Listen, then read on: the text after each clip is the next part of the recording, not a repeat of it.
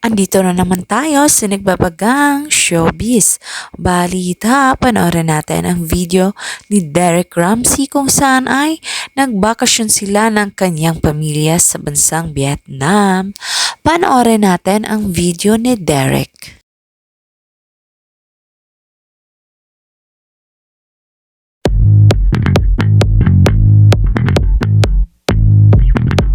Nag-upload si Derek Ramsey sa kanyang IG story kung saan ibinahagi niya sa kanyang mga fans ang mga naganap sa kanyang buhay. Isa na dito ang pagpunta ng kanyang pamilya sa bansang Vietnam kung saan ay nagbakasyon sila doon. At masayang-masaya ngang ibinahagi nila ang mga lugar na pinuntahan nila.